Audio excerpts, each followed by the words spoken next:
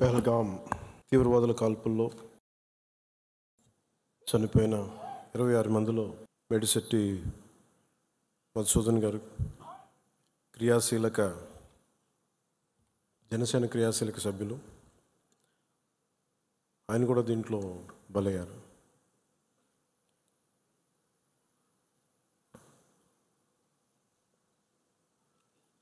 కశ్మీర్లో సరిహద్దుల్లో తూటాలు పేలితే, ఉగ్రవాదులు తూటాలు పేలితే దాని ప్రకంపనలు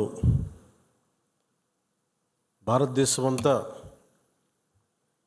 ఎలా పాకిందో మనందరం చూస్తున్నాం. అది మన పార్టీ, మన జన సైనికుని కూడా చంపేస్తున్నది ఆ ఉగ్రవాదం. ముఖ్యంగా కశ్మీర్ అండ్ మెయిన్ మనం ఆయన కుటుంబాన్ని పరామర్శకెళ్ళినప్పుడు వారి సతీమణి మాట్లాడింది, వాడి పిల్లలు ఎంత ఘాతుకంగా చంపారంటే, ఎంత క్రూరంగా చంపారంటే, ఐడి కార్డ్స్ తీసుకొని నువ్వు హిందువా కాదా ఐడి కార్డ్స్ అడిగి, లేదంటే ముఖ్యంగా మన మసూదన్ గారి సంఘటన అయితే ఆయన సతీమణి గారి మాటల్లో సరిగ్గా 3 రోజుల ముందు వెళ్ళారంట బెంగళూరు నుంచి 3 కుటుంబాలతోటి వెళ్తే, నేను అన్ని రోజులు మామూలుగా మోడర్న్ డ్రెస్సులు వేసుకున్నాను, కానీ ఎందుకు ఆ రోజు మధుసూదన్ అంటే ఆయన అడిగారంట,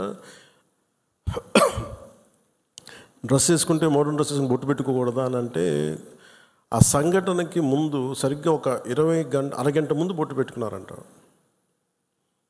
ఆవిడ చెప్తుంది ఏంటంటే, బొట్టు పెట్టుకున్న తర్వాత నేను కాదని కూడా అబద్ధం కూడా చెప్పలేం కదా, తప్పించుకోవడాకన్నా అలా దొరికిపోయాం మేము. ముందు అరుపులు వినిపించినాయి, తుపాకీ శబ్దాలు వినిపించినాయి,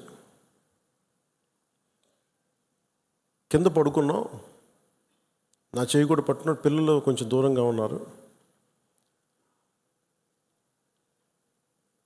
ఇదంతా కుటుంబం దాదాపు అలాగే ఆ గ్రౌండ్లో దాదాపు ఆ ఏరియాలో 400 నుంచి 500 మంది ఉండిపోయారు టూరిస్టులు.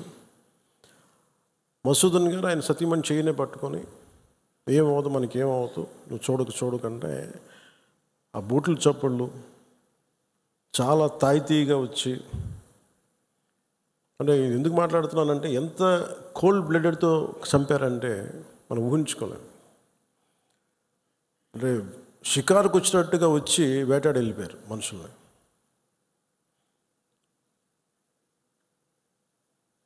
మనకి ఏమవ్వదు అని అలా అంటుంటే బూట్ల శబ్దాలు ఆగినాయి. ఆవిడికి తెలిసిందల్లా తుపాకీ శబ్దాలు వినిపించినాయి. కళ్ళు తెరిచి చూస్తే మొత్తం ముఖం మీద మొత్తం రక్తం ఉండిపోయింది, భర్త తాలూకు రక్తం. ఇప్పుడు ఎంత క్రూరంగా చంపారంటే, నేను వైజాగ్ కూడా వెళ్ళాను చంద్రమౌళి గారి ఇంటికి. ఎక్కడ తల ఉండాల్సిన చోట తల లేదు. 35 బుల్లెట్లు 40 బుల్లెట్లు దింపారు తలలో, ర్యాపిడ్ ఫైర్ తోటి, ఆటోమేటిక్ గన్స్ తోటి. అంత దారుణంగా క్రూరంగా చంపేశారు. యుద్ధం ఎప్పుడు ఇంకొక ఆయుధం పట్టుకున్నవాడితో చేస్తాం, కానీ నిరాయుధులైన ఎంత నమ్మకం లేకపోతే కశ్మీర్కి వెళ్తారు. 22-23లో దాదాపు 2 కోట్ల మంది వెళ్ళొచ్చారు. అది ప్రెసిడెంట్ పాలన ఉన్నంతకాలం వచ్చారు. మొన్న పాలన మారగానే అప్పటికి చాలాసార్లు ఎన్నికలు ఇంకా సంసిద్ధంగా లేదు కశ్మీర్ అని చెప్పినా కానీ కొన్ని పరిస్థితుల వల్ల కుదరలేదు, రాజ్యాంగ పరిస్థితుల్లో ఇంకా ఉండదు అని చెప్పేసి మళ్ళీ ఎప్పుడైతే రాష్ట్ర చేతికి వెళ్ళిపోయిన పగ్గాలు, మళ్ళీ తీవ్రవాదులు విజృంభించి చాలా కోల్డ్ బ్లడెడ్గా చంపేశారు అందరిని. మీరు ఊహించుకోండి, మనందరం ఒక సాయంత్రం అంటే మనకి కశ్మీర్కి మనకి ఏంటి సంబంధం అనుకుంటాం. గ్లోబల్ విలేజ్ని మాట్లాడుతున్నాం, ప్రపంచాన్ని. అమెరికాలో చిన్నపాటి ఇన్సిడెంట్ జరిగితే దాని ప్రకంపనలు ఆంధ్రాలో కూడా ఉంటాయి. It's become a global village. అలాంటిది దేశం సరిహద్దులు ఏమి జరిగినా, దేశం లోపల ఏమి జరిగినా దాని ప్రకంపనలు మనకు కూడా తగిలి తీరుతాయి. మేబీ ఒక సగటు మనిషిగా బతికే మనకి అంత అవసరం లేకపోవచ్చేమో, కానీ మామూలు మనిషికి అవసరం లేకపోవచ్చేమో, కానీ బీయింగ్ ఎ పొలిటికల్ పార్టీ,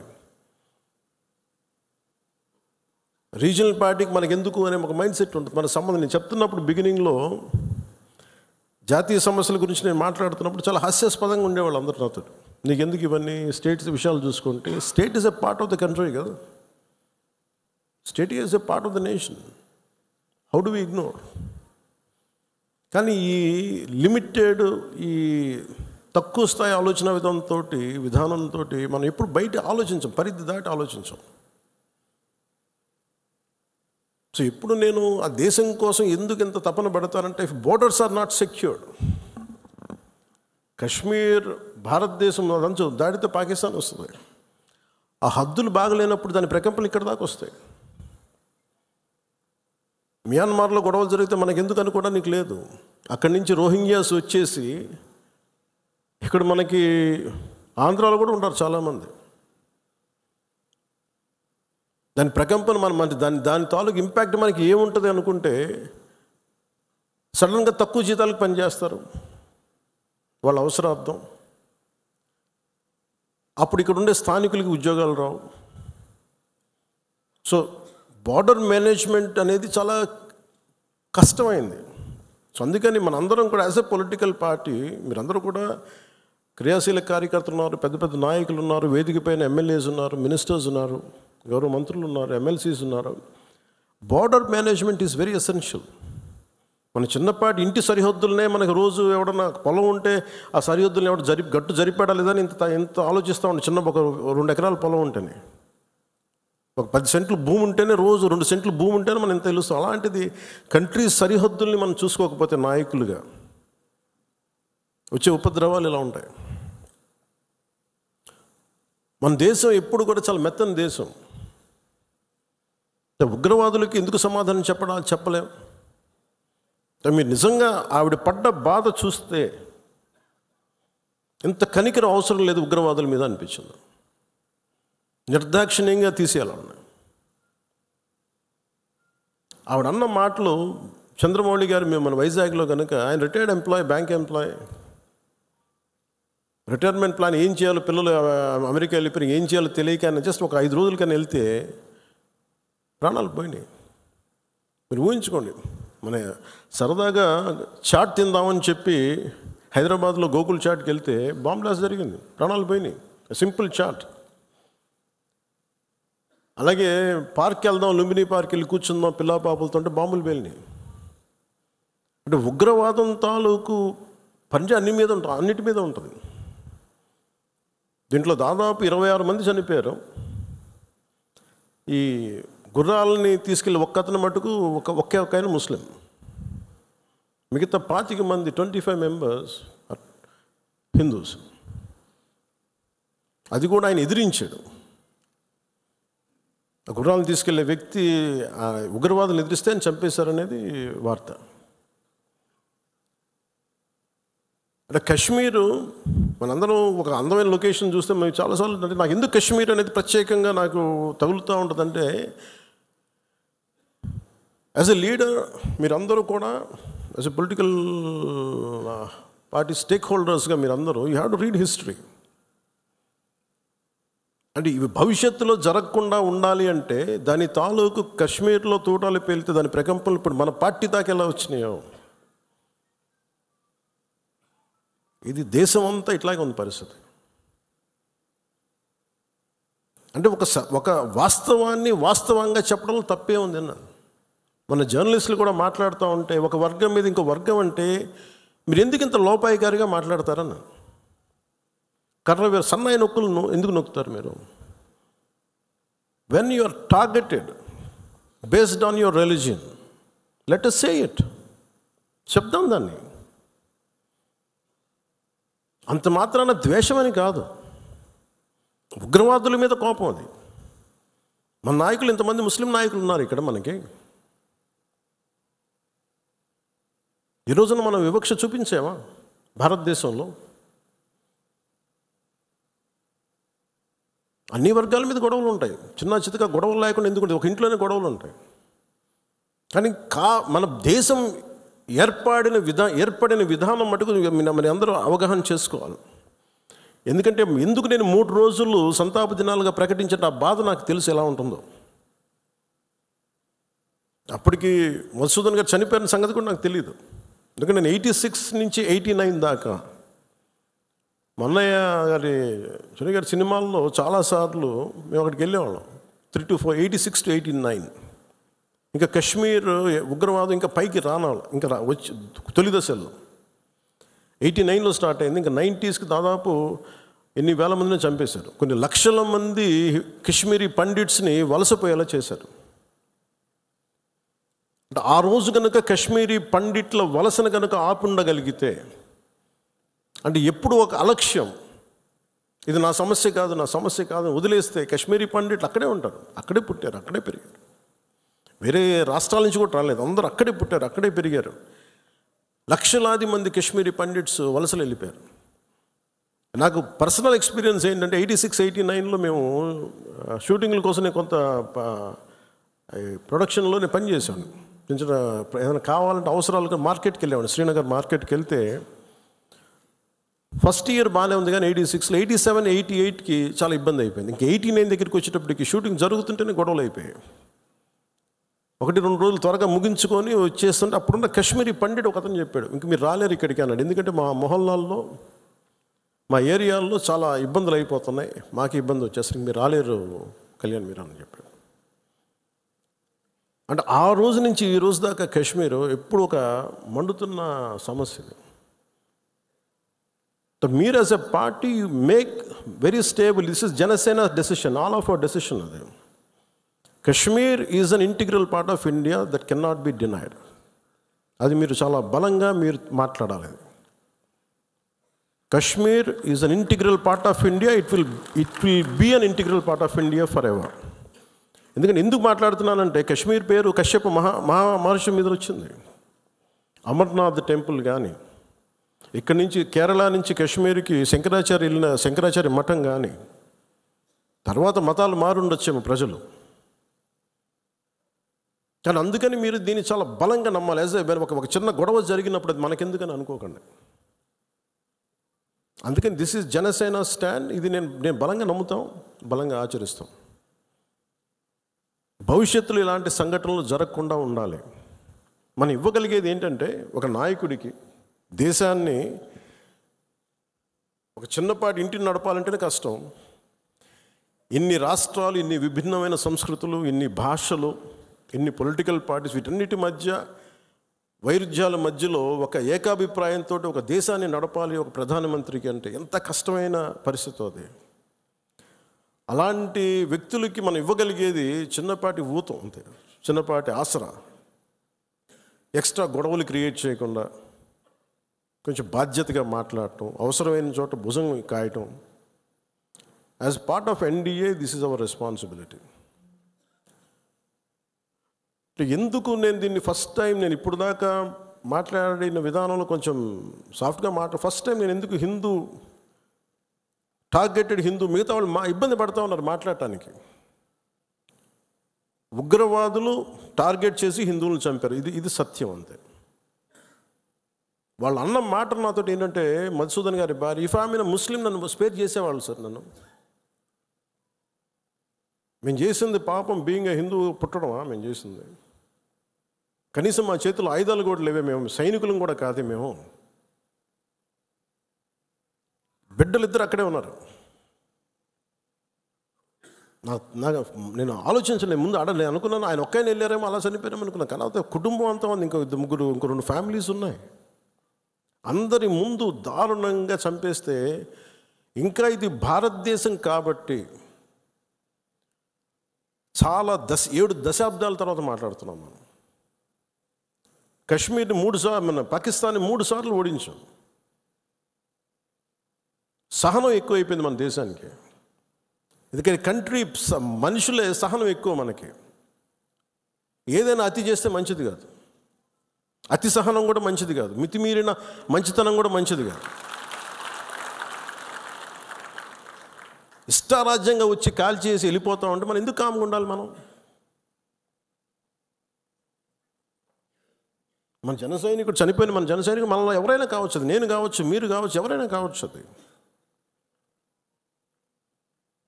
ఎంతమంది ఇక్కడికి వచ్చేసి ఉంటున్నారో మనకు తెలియదు,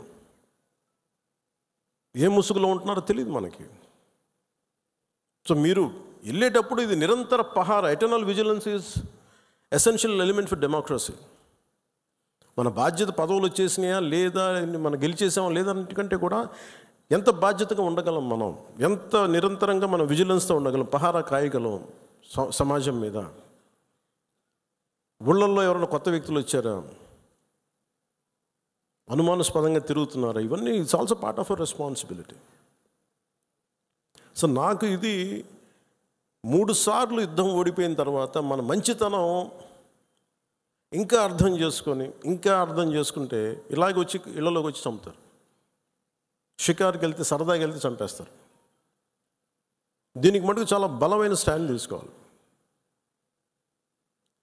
అందుకే నాయకులందరికీ కూడా, జన సైనికులందరికీ కూడా, వీరమలందరికీ కూడా ఇది ధైర్యంతో కూడుకున్న పని. ఉగ్రవాదులను ఎదుర్కోవడం అంటే ధైర్యంతో కూడుకున్న పని.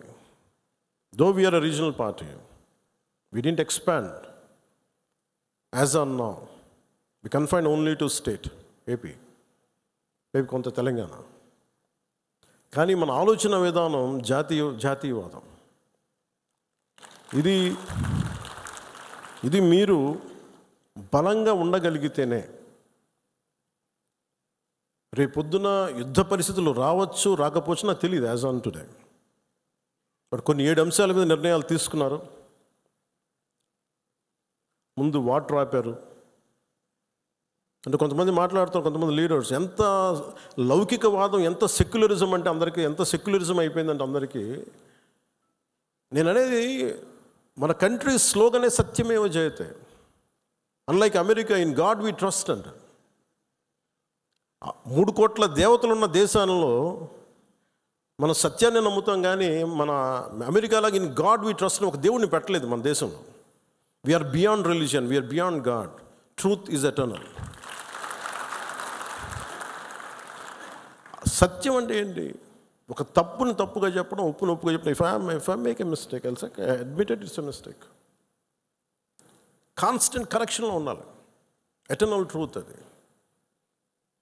అలా కాకుండా ఇంత 26 మంది చనిపోతే, మత ప్రాతిపాదికని చంపినా కానీ మన సెక్యులర్ వాదులు, సో కాల్డ్ సూడో సెక్యులరిస్ట్, వాళ్ళు ఏం మాట్లాడుతున్నారు? మతవాడికి చంపలేదంటారు. చనిపోయిన మధుసూదన్ గారి భార్య, అందరూ వాళ్ళ అబద్ధాలు చెప్తారు. వాళ్ళు పాకిస్తాన్ని ప్రేమిస్తూ అంటారు. వీళ్ళందరూ ఇక్కడ భారతదేశంలో కూర్చొని మీరు పాకిస్తాన్ని ప్రేమిస్తుంటారు. మొన్న కొంతమంది నాయకులు డిబేట్లో మాట్లాడుతుంటే చూస్తున్నాను. మీరు పాకిస్తాన్ అంత ప్రేమిస్తే దయచేసి పాకిస్తాన్కి వెళ్ళిపోండి, ఇక్కడ ఎందుకు? పాకిస్తాన్ మీద మీకు అంత ప్రేమే ఉంటే ఇది మాట్లాడుతున్న పని ఏదైనా వీళ్ళందరూ కూర్చొని కాంగ్రెస్ నాయకులు వీళ్ళందరూ, కొంతమంది ఎమ్మెల్సీలు కూడా ఉన్నట్టుగా అనిపించింది నాకు చూస్తుంటే. ముఖ్యంగా సౌత్ నుంచి ఉన్నారు కొంతమంది సీనియర్ కాంగ్రెస్ నాయకులేమో కాంగ్రెస్లోనే విభేదం ఉంది. మేము వెళ్ళిపోతే మీరు పాకిస్తాన్ని, మీరు భారతదేశంలో దాడి జరిగినప్పుడు భారతదేశానికి నిలబడాలి తప్ప పాకిస్తాన్కి నిలబడతాం మీరు సెక్యులరిజం అంటే అది ఏ ససేమిరా, ఎవరు ఒప్పుకోరు. ఇక్కడ ఆ బలం మనం చూపించాలి. మనం ప్రాణాలు పోతే తిరిగి వస్తాయా? ఆయన ప్రాణాలు పోయినాయి, ఆయన బిడ్డల పరిస్థితి ఏంటి? ఆయన భార్య పరిస్థితి ఏంటి? మెరిట్ మీద ఉద్యోగం సంపాదించుకున్న అబ్బాయి, ఒకటే కంపెనీలో నిలబడి ఆ మెరిటోరియస్గా ఎదిగినవాడు, ఒకటే మాట ఆయన మా మిస్సెస్ మాట్లాడుతూ ఉన్నారు, మాకు ఏం ఆశలు లేవు సార్, మేము సింపుల్ ఒక చిన్న మిడిల్ క్లాస్ ఫ్యామిలీ, మేము టీవీల్లో కనిపిస్తామని మా కళ్ళలో కూడా ఉండదు, కానీ మా దురదృష్టం ఇలా కనిపించాం మేము టీవీల్లోనే. నా భర్త చనిపోయినప్పుడు ఇలా మేము టీవీలో కనిపించి మా బతుకులు బయటకు వచ్చినాయి, నా భర్త చనిపోయాడు, అది చెప్పుకోవాల్సిన దుస్థితి మాకు వచ్చిందని. వెళ్ళినప్పుడు బిగినింగ్లో ఆవిడ నన్ను ఎంత ఒకలాగా ఒక నిష్ఠూరంగా మాట్లాడారంటే బాధపడుతున్నారు. మిమ్మల్ని అనకూడదని మళ్ళీ అంటున్నారు. మీరందరూ ఇస్తేనే కదా నమ్మకం. ఇది మోదీ గారి ప్రభుత్వం, ఎన్డీఏ ప్రభుత్వాన్ని కదా మేము భరోసాతో కదా మేము వెళ్ళింది, కాక మేము కాశ్మీరు ఇన్ని కోట్ల మంది వెళ్ళారని మీరు అందరూ చెప్తేనే కదా మేము వెళ్ళాం కాశ్మీరు. మమ్మల్ని ఇలా పెట్టేశారు ఏంటి అనేది ఆవిడ మాట్లాడుతుంటే ఆవిడ నాలో మొత్తం భారతదేశ ప్రభుత్వాన్ని చూశారు ఆవిడ. నన్ను ఆ తిట్లు నేను తీసుకున్నాను. ఆవిడ సారీ చెప్తున్నారు కానీ నాకు అర్థం లేదమ్మా, మీరు ఎంత తిట్టాలో తిట్టను, ఏం పర్లేదన్నాను. మీ కోపం ఎవడో ఒకరి మీద చూపించాలి, మీరు కోపం మా మీద చూపించను పర్లేదన్నా. అంటే ఇంత దారుణంగా ఉంటుంది.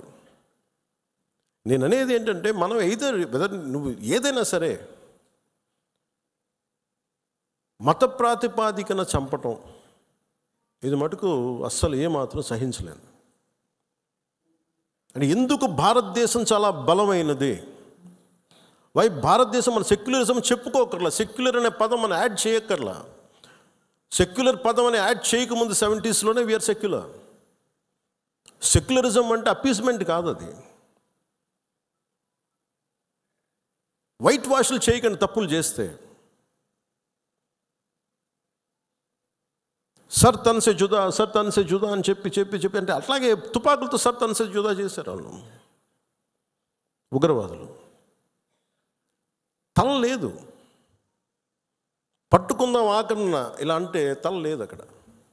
మీరు ఊహించుకోగలరు అది, ఈ మాట్లాడే తల లేదు. ఇంత క్రూరంగా చంపేశారు. ఎంత సహనం చూపిస్తాం? తప్పు జరిగినప్పుడు తప్పని చెప్తాం. పాకిస్తాన్కి మనకి ఏంటి తేడా? జిన్నా విడిపోయినప్పుడు మేము పాకిస్తాన్లో అందరినీ సమానంగా ఆదరిస్తామని చెప్పారు. హిందువులు ఎల్లక్కర్లేదు, ఆదరిస్తామని చెప్పారు.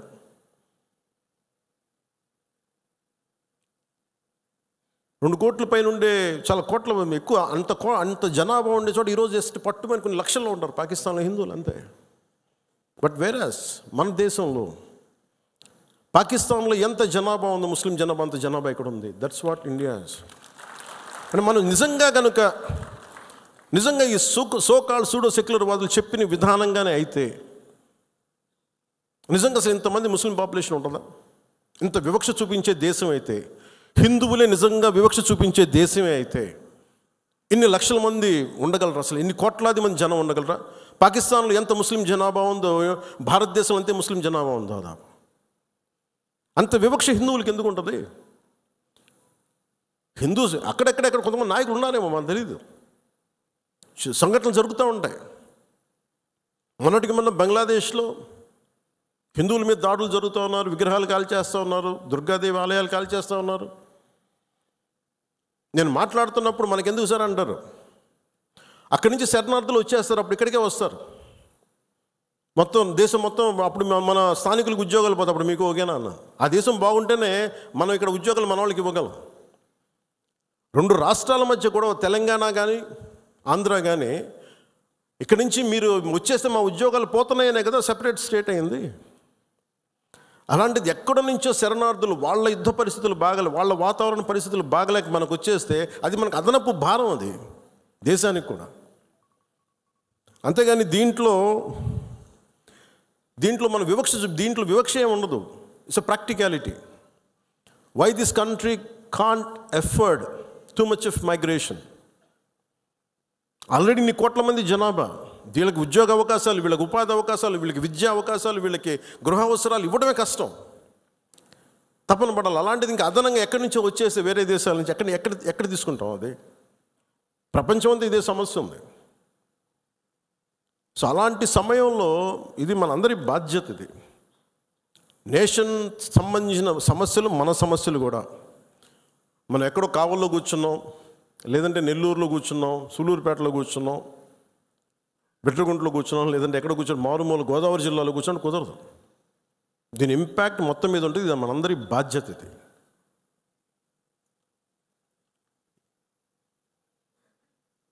ఈ రోజున మనకి ఒక వాస్తవాన్ని వాస్తవంగా మాట్లాడటం తెలుసుకుందాం. నేను చాలాసార్లు ముస్లిం సమాజానికి కూడా చాలాసార్లు చెప్పాను. నేను ఎందుకు ఇంత మాట్లాడాల్సి వస్తుంది, ముస్లిం, క్రిస్టియన్, హిందూని ఎందుకు మాట్లాడాల్సి వస్తుందంటే హిందువులకు ఉన్నది ఒకటే దేశం, ఇంక వేరే దేశం లేదు. ఇక్కడ కూడా హిందువులను టార్గెట్ చేసి చంపితే ఎక్కడికి పారిపోతారు? అంటే నీకు చంపింది 26 మందిని, కానీ దాని ఇంపాక్ట్ కోట్లాది మంది జనాభా, ఆశేష్ మొత్తం భారతదేశం మొత్తం మీద ఉంది. వెళ్ళి మీ ప్రధానమంత్రికి చెప్పుకో, మీ మోడీకి చెప్పుకో, మీ మోడీకి చెప్పుకో. అది మోదీ గారికి చెప్పడం కాదు, అది చంపేసి నన్ను కూడా చంపేయాలన్నాను మసూదన్ గారి భార్య. వెళ్ళి మేము మా బిడ్డలు కూడా చంపేయండి, మేము మోడీకి చెప్పుకోపో. ఉగ్రతలు ఒకటే చెప్పాలనిపించింది. నువ్వు మోదీని అంటలేదు, ఇక్కడ మా అందరినీ అంటున్నావు. ఎందుకంటే ఇలాంటి సమయం, ఎలాంటి క్లిష్టమైన కష్టమైన సమయం కాబట్టి నిత్యం విమర్శించే మోదీ గారిని విమర్శించే నాయకులు కూడా ఈరోజు ఆయనకు మద్దతు తెలుపుతూ ఉన్నారు. దేశం అంత ఏకతాటిపైకి వచ్చింది మొట్టమొదటిసారి.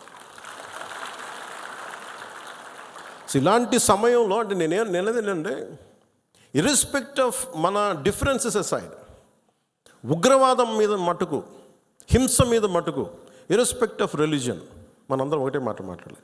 దీంట్లో మాట్లాడితే ఓట్లు పోతాయా, దీంట్లో మాట్లాడితే ఓట్లు వస్తాయి, ఇవన్నీ ఆలోచించకండి. Whether you have spoken truth or not, సత్యమేవ జయతే. నువ్వు ఒకటే మాట్లాడాలి, నేను ఓట్లు వస్తాయని నేను రాలా, మార్పు తీసుకురాగలమా లేదా అనేది రాజకీయాల్లోకి వచ్చాం.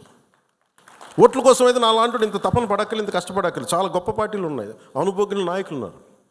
కానీ ఒక సత్యాన్ని సత్యంగా మాట్లాడడం చాలా శక్తి కావాలి, దానికి ధైర్యం కావాలి. సహజంగా ఇలాంటి సంఘటనలు, ఉగ్రవాదులు జరగగానే అందరూ మనకెందుకు, వాళ్ళు మనం టార్గెట్ చేస్తారేమో అనుకుంటాను. మన సరిహద్దులకు వెళ్ళలేదు. నేను చెప్పాను, మన అందరూ ఇళ్లలో కూర్చొని జాగ్రత్తగా ఉండి ఎవ్వరికి ఒక మాట అనుకున్నా ఉంటే మన ప్రాణాలు రక్షణతో ఉంటాయనుకుంటున్నారా?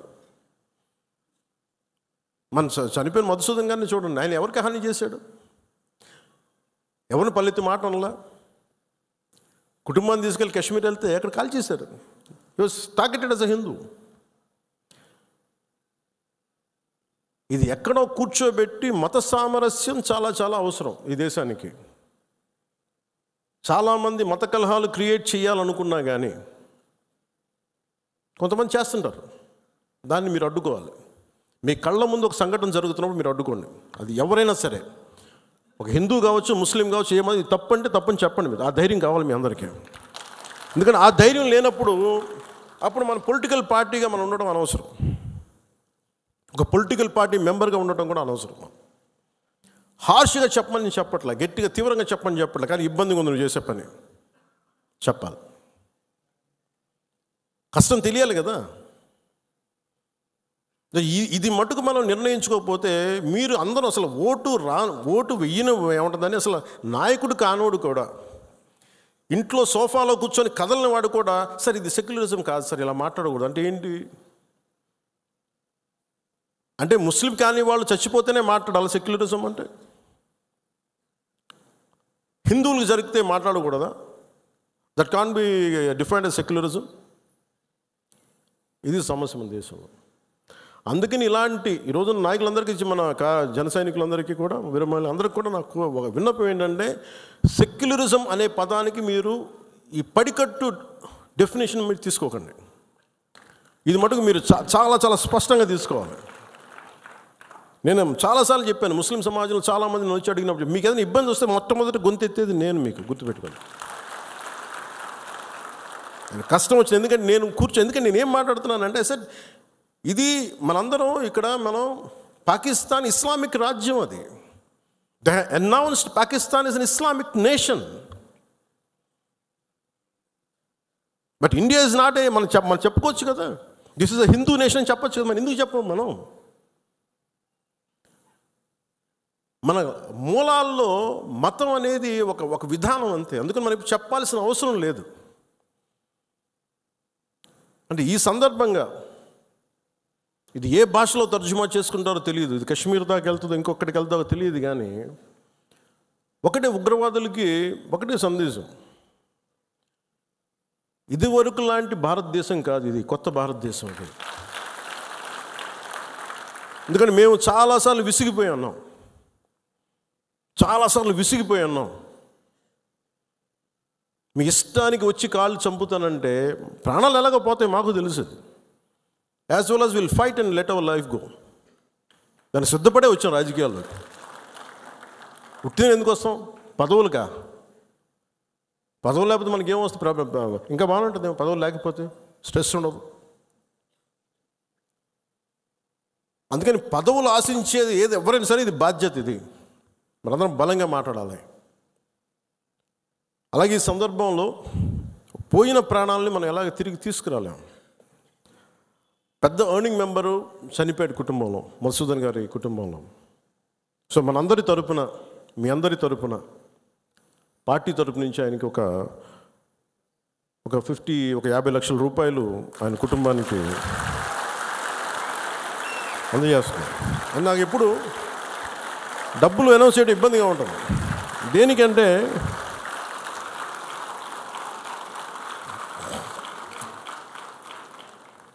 దేనికంటే మనిషి ప్రాణాలకు విలువ కట్టడం నాకు ఇష్టం ఉండదు. కానీ కొన్ని సందర్భాల్లో అది చిన్నపాటి ఊతం అవుద్ది అంతే. పిల్లల చదువులకు కావచ్చు, ఇంకోటి కావచ్చు. ఇవన్నీ కాకుండా మధుసూదన్ గారి కుటుంబానికి, వారి కుటుంబ సభ్యులందరికీ ఈ సందర్భంగా నేను ఒకటే విన్నవించుకుంటున్నాను. మీకు ఏ కష్టం వచ్చినా సరే మేము ఉన్నాం. మేము మీతో ఉన్నాం. ఏదో ఈరోజు ఒక 50 లక్షలు ఇచ్చి మిమ్మల్ని వదిలేయటం కాదు. మీకు ఏ కష్టం ఉన్నా సరే వాళ్ళకి మన పేషెంట్ నెంబర్స్ కూడా ఇచ్చాను. Any time you can reach out. మీకు ఏది అవసరం ఉన్నా. ఎందుకంటే చెప్పి రావు ఉపద్రవాలు. అని నాకు ఏమనిపించిందంటే, ఆ పిల్లోడిని మాట్లాడుతుంటే, మధుసూదన్ గారి కొడుకుని చూస్తుంటే ఒక్క సంఘటనకి పెద్దోడు అయిపోయాడు అబ్బాయి. 10 ఏళ్ళు ఏజ్ వచ్చేసింది. 10 ఏళ్ళు ఎంత ఉంటాయి అంతే, 10-11 ఉంటాయి అంతే. ఒక 20 ఏళ్ళ కుర్రోడు ఎలా మాట్లాడుతాడో అలా మాట్లాడుతున్నాడు అబ్బాయి. ఒక చిన్నపాటి సంఘటన చాలు. నేను చాలాసార్లు అనుకుంటాను, పాలిటిక్స్లో రాకముందు రిస్క్ అది ఇది అనుకుంటే, నేను అనుకునేవాడిని సింపుల్గా రోడ్డు మీద వెళ్తుంటే కూడా చచ్చిపోవచ్చు కదా. As well as embrace an ideology, ఒక భావజాలాన్ని పట్టుకోండి. దానికోసం చనిపోతే మంచిది కదా, ఉట్టి పుణ్యాన్ని చచ్చిపోవడం కంటే కూడా. ఇక నాకు మొన్న నా కొడుకు ఒక ఫైర్ యాక్సిడెంట్లో చిక్కుంటే నాకు అనిపించింది. సింపుల్ సమ్మర్ క్యాంప్ అది. ఫైర్ యాక్సిడెంట్లో చిక్కుకుంటే పక్కన ఉన్న ఒక బిడ్డ చనిపోయింది. ఇంకో పక్కన ఉన్న బిడ్డ మొత్తం కాళ్ళు చేతులు మొత్తం కాలిపోయినాయి. వీడికేమో లోపలికి అంతా ఈ కొంత ఫస్ట్ డిగ్రీ జరిగినాయి బర్న్స్. తర్వాత లోపలికి సూట్ ఉంటుందని గాలి పీల్చేయటం వల్ల ఆ పొగ. నా కొడుక్కే అర్ధరాత్రి పూట లేచి ఆ మేడపై నుంచి పడిపోతున్నట్టు కళ్ళు వస్తాయండి. సైకాలజిస్ట్ చూపిస్తున్నారు ఇప్పుడు. అలాంటిది మధుసూదన్ గారి పిల్లల్ని చనిపోయిన ఇన్ని కుటుంబాల తాలూకు మీరు వాళ్ళు ఆలోచించండి. వాళ్ళు పడుకుంటే నిద్ర పడద్దా? తుపాకులు వస్తాయి, తుపాకీ చప్పుళ్ళు వినిపిస్తాయి, భర్త హాహాకారాలు వినిపిస్తాయి, తండ్రి ప్రాణాలు కోల్పోవడం వినిపిస్తాయి. ఎంత ఘాతుకం ఉంది. ఒకటి చనిపోవడం, ప్రాణాలు కోల్పోవడం ఒకటైతే, మానసికంగా దాన్ని తేరుకొని బయటికి రావడం చాలా చాలా కష్టం. అందుకని ఇలాంటి పరిస్థితుల్లో చనిపోయిన 26 మంది మరోమారు నా సంతాపం తెలియజేసుకుంటూ, మనస్ఫూర్తిగా అందరూ వారి కుటుంబాలకి, వారి అందరి కుటుంబాలకి దాదాపు మీకు అంటే మన ఇలాంటి 26 మందిలో ఒకళ్ళు ఇందోర్ నుంచి సుశీల్ నత్యాల్, హేమంత్ సుహాస్ జోషి ముంబై, వినయ్ నర్వాల్ హర్యానా, అతుల్ శ్రీకాంత్ మోని మహారాష్ట్ర, నీరజ్ ఉద్వానీ ఉత్తరాఖండ్, బిథిన్ అధికారి కోల్కతా, సుదీప్ నెపోనే నేపాల్, శుభం ద్వివేది కాన్పూర్, ప్రశాంత్ కుమార్ సత్పతి ఒడిషా, మనీష్ రంజన్ బంగాల్, ఎన్ రామచంద్ర కేరళ, సంజయ్ లక్ష్మణ్ లాలి తానే, సయ్యద్ అదిల్ హుసేన్ షా పెహల్గామ్, ఇందాక చెప్పిన గుర్రం ఇచ్చే వ్యక్తి, దినేష్ అగర్వాల్ చండీగఢ్, సమీర్ గుహా ఫ్రమ్ కోల్కతా, దిలీప్ దాసలి ముంబై, జేఎస్ చంద్రమౌళి విశాఖపట్నం, మధుసూదన్ రావు సోమిశెట్టి కావలి, సంతోష్ జగడ పూణే, మంజునాథరావు కర్ణాటక, కస్తూబా ఘన్వోటే పూణే, భరత్ భూషణ్ బెంగళూరు, సుమిత్ పరామర్ గుజరాత్, యతేష్ పరామర్ గుజరాత్,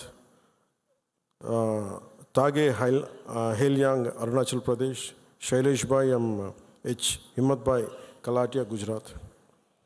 26 మంది మృతులకి, ఉగ్రవాదుల తుపాకులకి, బుల్లెట్కి బలైన వ్యక్తులందరికీ కూడా మరోమారు మా జనసేన తరపు నుంచి, మన అందరి తరపు నుంచి హృదయపూర్వకంగా సంతాపాన్ని తెలియజేస్తూ, మనందరి సంతాపాన్ని తెలియజేస్తూ, మరోమారు మధుసూదన్ రావు గారి కుటుంబానికి నా ప్రగాఢ సానుభూతిని తెలియజేస్తూ, అలాగే చంద్రమౌళి గారి కుటుంబానికి నా ప్రగాఢ సానుభూతిని తెలియజేస్తూ, మీకు అండగా ఉంటామని తెలియజేసుకుంటూ, అలాగే జేఎస్పీ మెంబర్షిప్, మన క్రియాశీలక మెంబర్షిప్ తీసుకున్న దాంట్లో ఇంకా మన ఇచ్చే 50 కాకుండా ఇంకొక 5 లక్షల రూపాయలు అదనంగా వస్తుంది, అది కూడా సిద్ధం చేసాం. ఇవన్నీ కాకుండా రాష్ట్ర ప్రభుత్వం నుంచి కూడా ఇంకొంచెం అదనంగా మనం ఏదైనా ఇవ్వగలమా లేదనేది గౌరవ ముఖ్యమంత్రి శ్రీ నారా చంద్రబాబు నాయుడు గారితో కూడా ఒకసారి చర్చించి నిర్ణయం తీసుకుంటామని తెలియజేసుకుంటూ, చాలా దూర ప్రాంతాల నుంచి చాలా తక్కువ సమయంలో ఇక్కడికి విచ్చేసిన మన గౌరవ ఎమ్మెల్యేస్ అందరికీ, గౌరవ మంత్రివర్యులందరికీ, కొత్తగా పదవి బాధ్యతలు తీసుకున్న చైర్మన్స్ కానీ, స్థానిక సంస్థల చైర్మన్లు కావచ్చు, మెంబర్స్ కావచ్చు, అందరికీ, జన సైనికులకి, వీర మహిళలకి ప్రత్యేకించి మీ అందరికీ పేరు పేరున ధన్యవాదాలు తెలుపుకుంటూ సెలవు తీసుకుంటాను. జై హింద్.